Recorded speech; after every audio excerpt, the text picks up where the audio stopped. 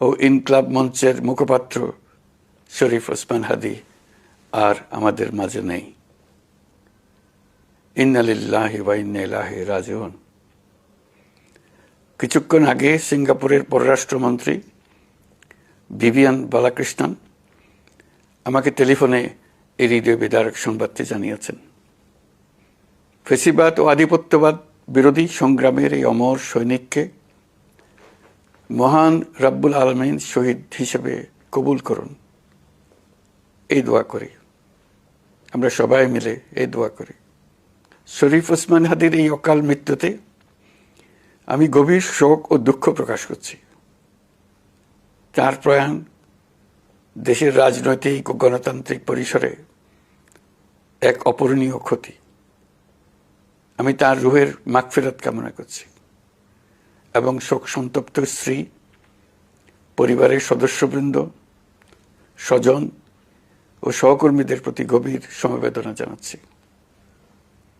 শহীদ ওসমান হাদীর স্ত্রী ও একমাত্র সন্তানের দায়িত্ব সরকার গ্রহণ করবে।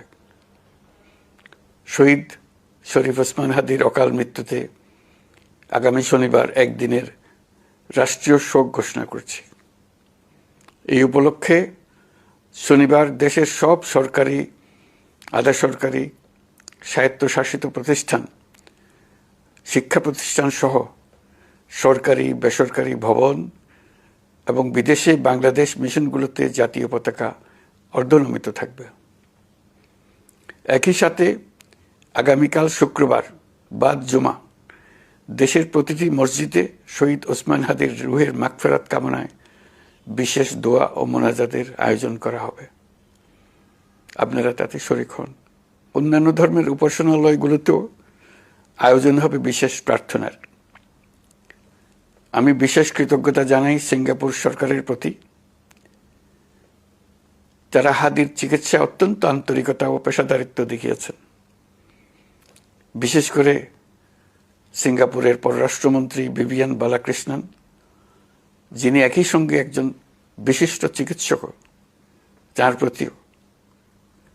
তিনি নিজে হাদীর পরিচর্যা করেছেন, আমাকে নিয়মিত চিকিৎসা সম্পর্কে খোঁজখবর দিয়েছেন।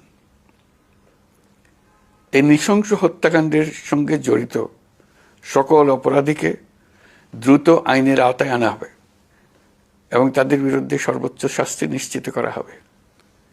এই বিষয়ে কোনো ধরনের শৈথিল্য দেখানো হবে না।